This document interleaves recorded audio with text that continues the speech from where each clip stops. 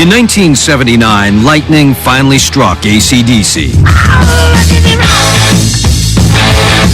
After 6 years of throwing out sparks, the band's hard-charging, high-decibel rock and roll finally exploded into the mainstream.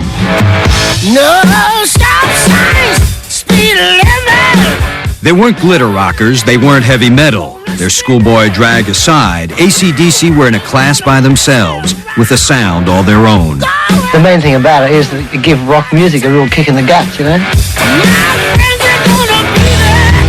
On stage and off, the band's rough and rowdy lead singer, Bon Scott, was the embodiment of AC/DC's power and passion. Bon was becoming a real hero very quickly amongst the tougher guys in the audience. They all wanted Bon, the drink, the wild life, you know, they loved him. Scotland Yard said the body of 30-year-old Bon Scott was discovered. Then in 1980, 5 years after he energized the band, Bon Scott was found dead. A post-mortem will be carried out later today to establish the cause. Bon Scott died drinking. His death nearly killed the band. I don't think we'll ever get over that one, you know. It's so hard to believe that the next day they're not there. He'd been part of our lives for a long time, you know. I was a bit numb, you know, I was really a bit numb, really. Bon was Bon. He was always the same, and never expecting anything to happen to him. It was quite a shock. We wanted to continue the band, but we just didn't have the will to at the time. For AC/DC, the death of Bon Scott was more than the loss of a bandmate. It was a death in the family. And from the beginning, AC/DC was all about family. In 1963, Malcolm and Angus Young's unemployed father moved his family from their native Scotland to Australia. 10-year-old Malcolm and 8-year-old Angus were a pair of immigrant kids looking to fit in. I had to learn how they talked, and you know, because Australia's got a bit mix of Americana and a bit, you know, the old world English. The youngest of 8 children, Angus and Malcolm remember a childhood with little money, but a wealth of music. It was just like learning to read to us. It was all part of, you know, it was the norm. You know, we thought everyone lived like that. Every few weeks there'd be a party for one reason or another. There was an old piano that we had, somebody would get on that, and they would sing all the old rock songs.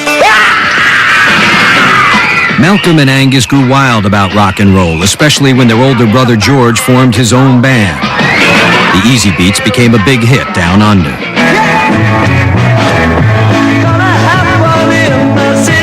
In the spring of '67, the Easy Beats scored a hit in America when Friday on My Mind went to number 16 on the U.S. singles charts. Angus and Malcolm were inspired by their big brother's rise to stardom. Our family had just arrived in Australia, penniless. And 6 months later, you got TV cameras outside the doors, you got a famous brother and a famous band. Eager to follow in their brother's footsteps, Malcolm and Angus quit school and joined separate bands. But in 1973, 20-year-old Malcolm suggested to 18-year-old Angus that they join forces. I thought, well, why not? It's better than work, you know.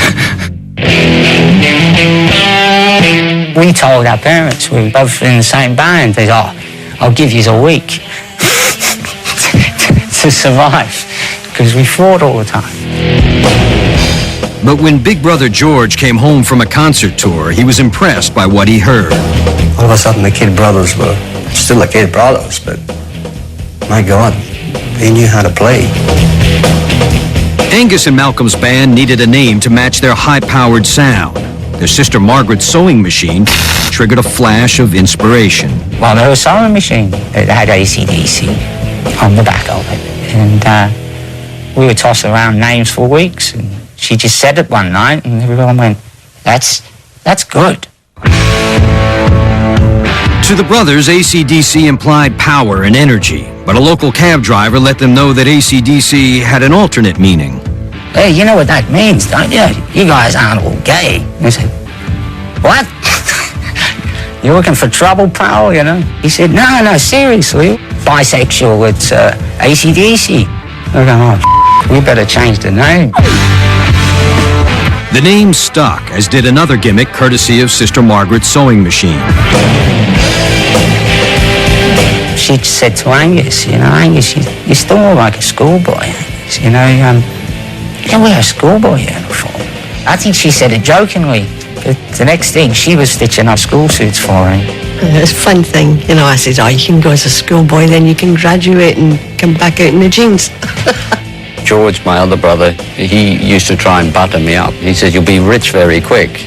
And of course, at first I believed him, so I thought I'd better earn my keep, In 1974, Brother George and fellow Easy Beats band member Harry Vanda were producing records for a small Australian label.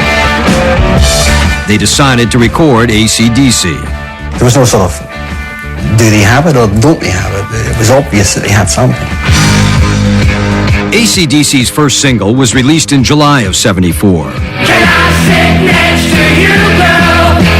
The record was a regional hit and led to a small local tour, but the brothers Young weren't happy with their lead singer, Dave Evans. He'd go on with his makeup and maybe even blow him kisses. We just grew not to like it. Malcolm and Angus were looking for a new frontman when in the summer of '74, their future drove up in the person of Ronald Bon Scott.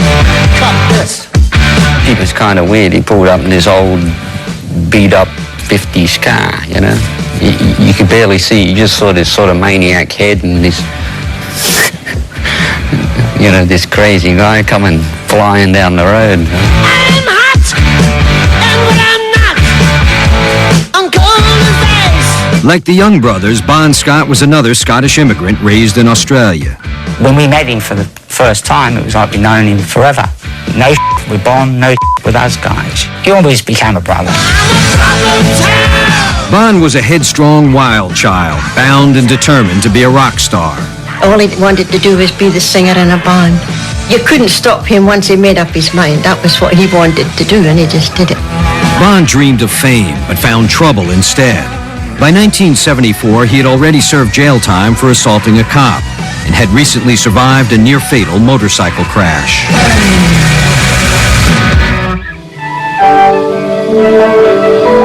Bon had already burned out in local bands like the Valentines and Fraternity. To Malcolm and Angus, Bon looked and sounded like a perfect fit for AC/DC. We knew Bon could sing rock and roll. And from that point, we kept pestering him. We'd like to come and sing. Sing me right out of that sunset. We just said, do you want to join? Without even playing with the guy. That's how confident we were that he was going to work with us. 'Cause I'm TNT, I'm dynamite. Angus and Malcolm had no doubts about hiring Bon Scott to front AC/DC. 2 weeks later, we show up and we go, George, we've got a new singer. And he goes, what? Big brother George felt his little brothers had lost their minds. And Bon had a knee ring with a shark's jaw, I think, hanging off. It was about this big. Lost a couple of teeth from brawling, covered in tattoos. He looked like he'd been around the block more than a few times. You know what I mean? George was like, there's your man, no doubt. He says, that's reshaped the whole thing. You're a real rock and roll band now.